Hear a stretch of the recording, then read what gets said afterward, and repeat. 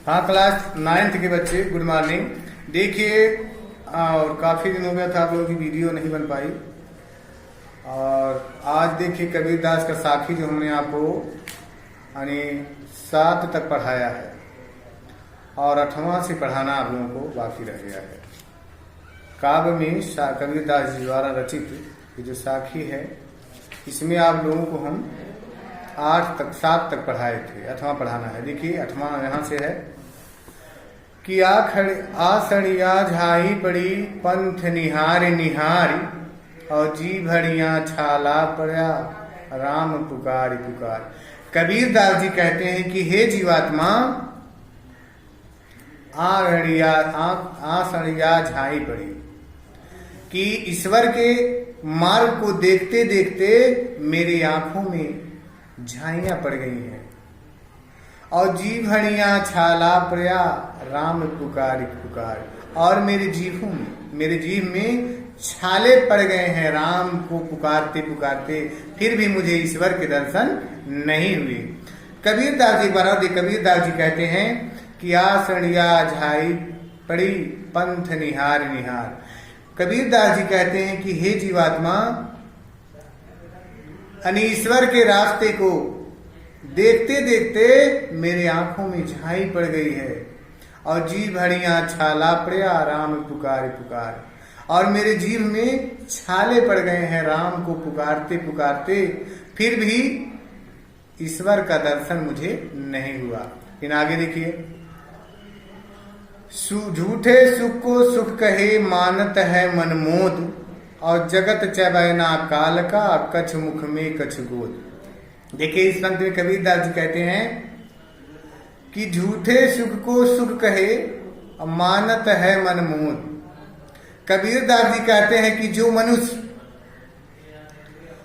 झूठे सुख को सुख मानता है और मन में प्रसन्नचित हो जाता, मन में प्रसन्न रहता है,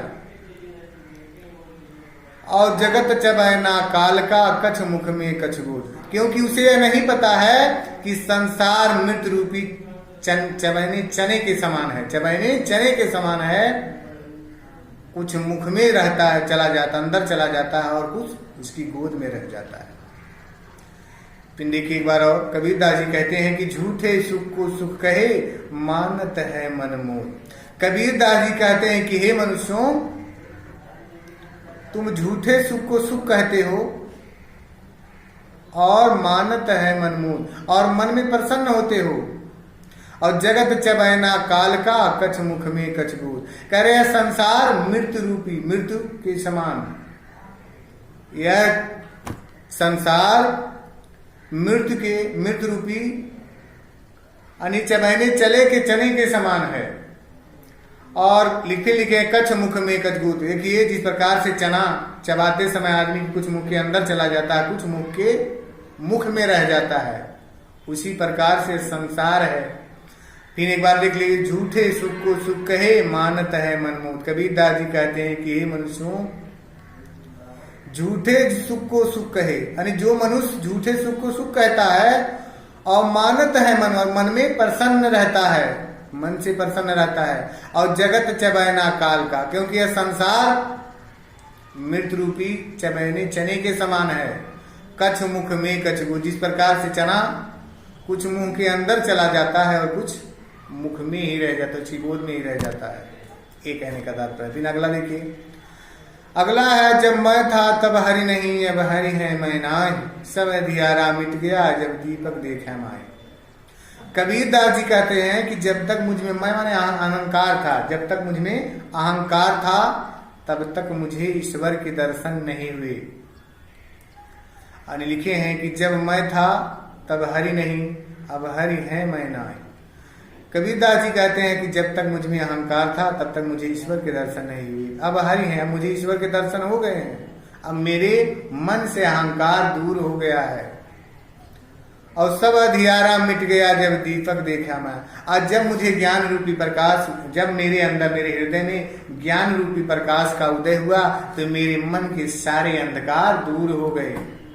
एक बार और देख लीजिए, जब मैं था तब हरि नहीं अब हरि है मैं नाहि। कबीरदास जी कहते हैं कि जब तक मुझ में अहंकार था तब तक मुझे ईश्वर के दर्शन नहीं हुए।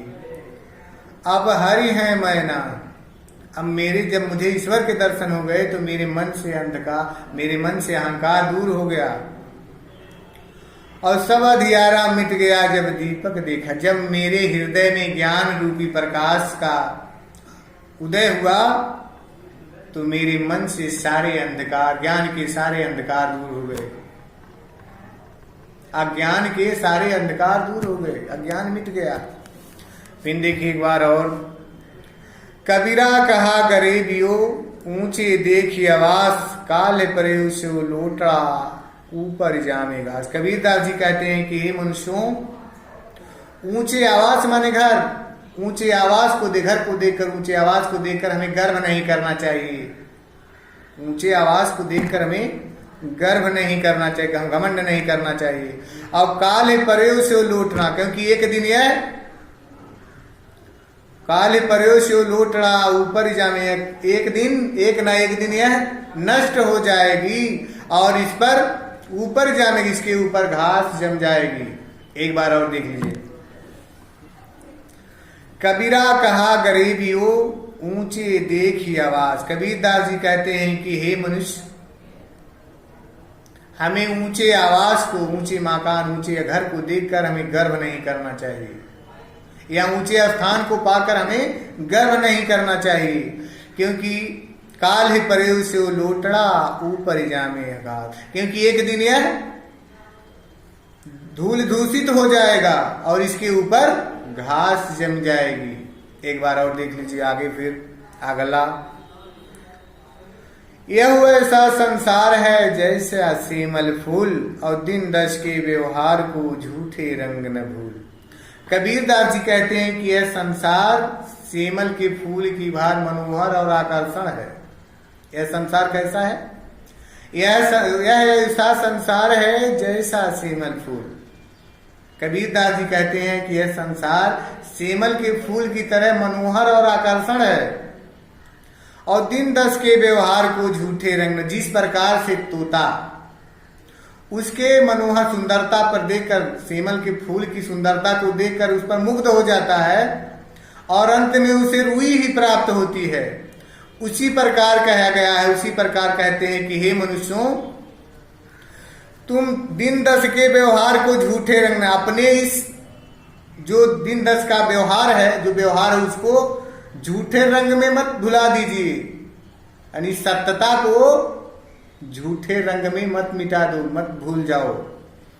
इसी प्रकार से एक बार और देख लीजिए, एवं ऐसा संसार है जैसा सेमल फूल, दिन दस के व्यवहार को झूठे रंग न भूल। कबीरदास जी कहते हैं कि यह संसार सेमल की फूल की तरह आकर्षण और मनोहर है।